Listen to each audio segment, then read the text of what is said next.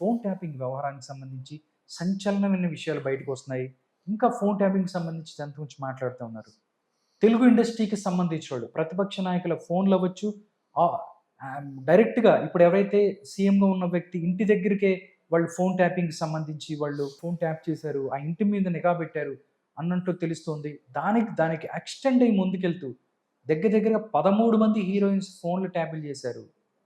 వాళ్ళని భయపెట్టి వాడుకున్నారు. వాళ్ళ దగ్గర నుంచి డబ్బులు గుంజారు. ఇట్లా రకరకాల స్పెక్యులేషన్స్ బయటున్నాయి. ఇది ఎంతవరకు కరెక్టు?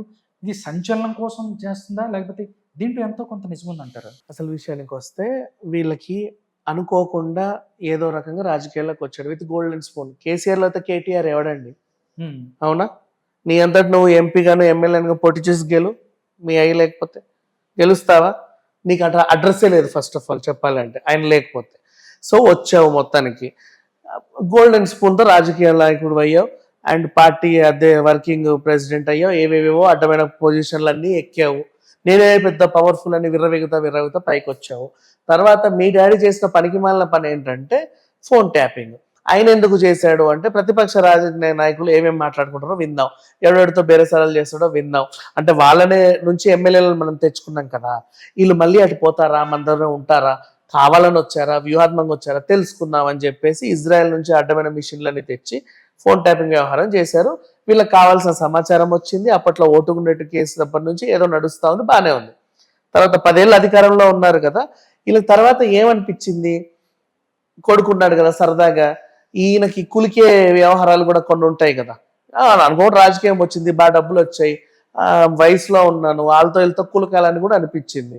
సినిమా హీరోయిన్లతో కులికితే బాగుంటది అని చెప్పేసి పేర్లు ఎందుకులే కానీ ఆ హీరోయిన్ ఈ హీరోయిన్తో 4 సార్లు క్రికెట్ స్టేడియంలని అక్కడని ఇక్కడని ఫామ్ హౌస్లని టూర్లని టూరిజంలని తిరిగావు. వాళ్ళతో పాటు డ్రగ్స్ కూడా తీసుకున్నావు కాబట్టి డ్రగ్స్ కేసుని ఇప్పటివరకు నువ్వు కాపాడుతున్నావు. అది అందరికి తెలిసిన విషయమే. రేవంత్ రెడ్డి వాదించినట్టు నువ్వు నార్కోటిక్ టెస్ట్కి సిద్ధం అయితే ఎప్పుడో బయటపడేది, నువ్వు సిద్ధం కాదు అందుకే బయటపడట్లా, నువ్వు తీసుకున్నావు, యు ఆర్ ఏ డ్రగ్గిస్ట్ అంతే. అండ్ నెక్స్ట్ ఆ తర్వాత పిచ్చి పిచ్చిగా హీరోయిన్లను వాడుకున్నావు. నీకు పుట్టిన దరిద్రమైన బుద్ధి ఏంటంటే ఇది నాతోనే ఉంటుందా, ఇంకెవరితోనైనా తిరుగుతా, ఏది దీని ఫోన్ వస్తే ట్యాప్ చేయనుకోండి సరదాగా ట్యాప్ చేసావు. అరే బలే నచ్చింది, ఆడుకున్నావు సరదాగా.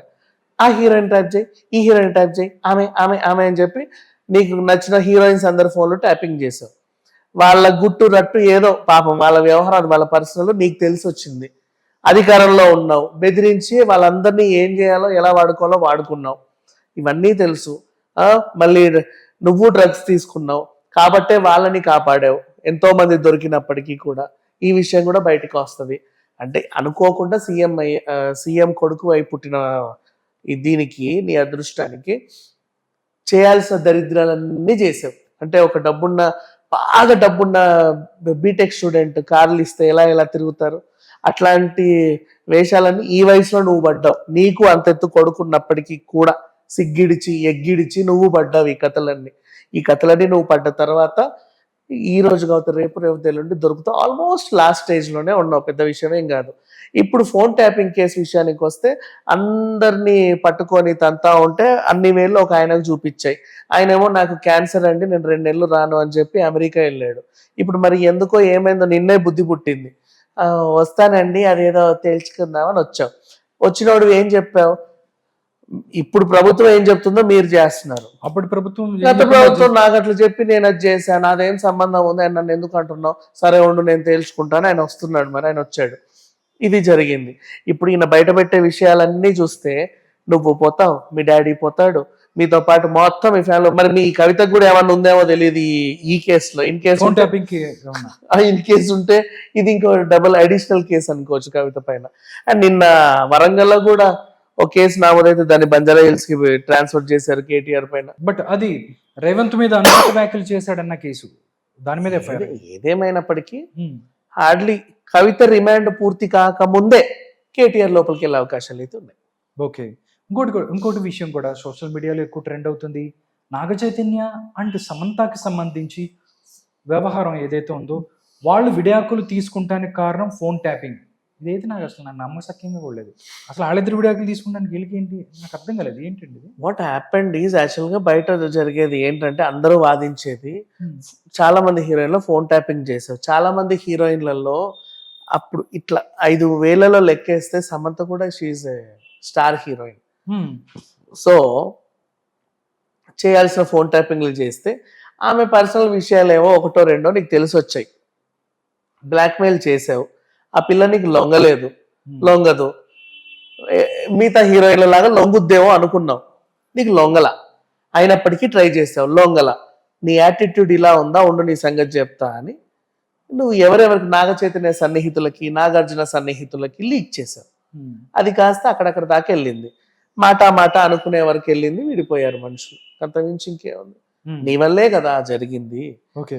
సమంత మీద కన్నేశాడు, హ్మ్. ఆ పిల్ల ఒప్పుకోలా, ఓకే. దగ్గరికి రానివలా, ఇలా యాటిట్యూడ్ అహం దెబ్బతినింది. హ్మ్.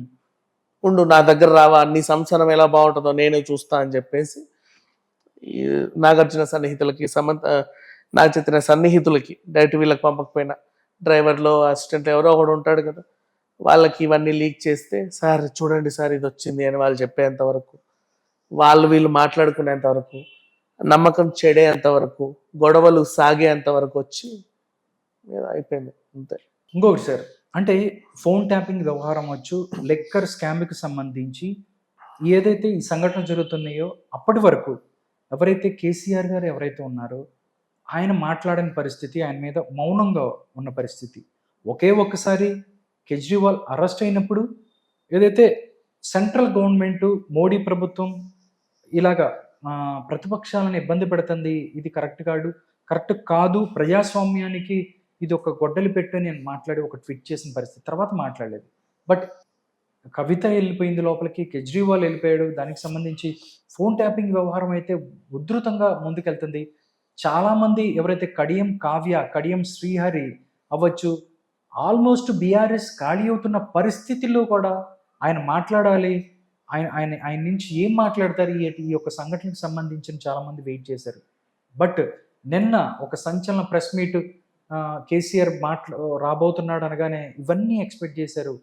మోడీ మీద యుద్ధం ప్రకటిస్తాడు, మోడీ బోడీ ఈడీ అనుకుంటూ మాట్లాడతాడు మొత్తం ఇంకా అన్నట్టుగా చాలామంది ఎక్స్పెక్ట్ చేశారు. కట్ చేస్తే ఆయన ఈ విషయాలు ఏమి అడ్రస్ చేయకుండా రైతులు ఇబ్బందులు పడుతున్నారు, వాటర్ లేదు, ఎండిపోతున్నాయి పొలాలు అన్న పరిస్థితి, వీటిని ఒక బస్సు యాత్ర ద్వారా ఇట్లా బయటకు వెళ్తున్న పరిస్థితి, దీన్ని అంటే ఉన్న ఇష్యూస్ని డైవర్ట్ చేయడానికి కేసీఆర్ ఇలా వెళ్ళారు అనుకోవచ్చా, లేకపోతే వీటిని అడ్రస్ చేయకపోవడానికి కారణం ఏంటి? యాక్చువల్లీ నువ్వు సైలెంట్గా ఉన్నావు ఫస్ట్ నుంచి, ఖండించలా. ఎందుకు అంటే నీకు తెలుసు ఆల్రెడీ వ్యవహారం.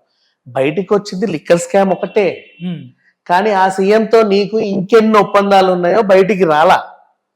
అవునా? అయ్యో ఆయన అరెస్ట్ అయ్యాడేంటి, గబుక్కుని అది కూడా చెప్పేస్తాడేమో, ఇది కూడా చెప్పేస్తాడేమో, ఎందుకు వచ్చిన గొడవ అని చెప్పేసి సైలెంట్గా ఉన్నావు.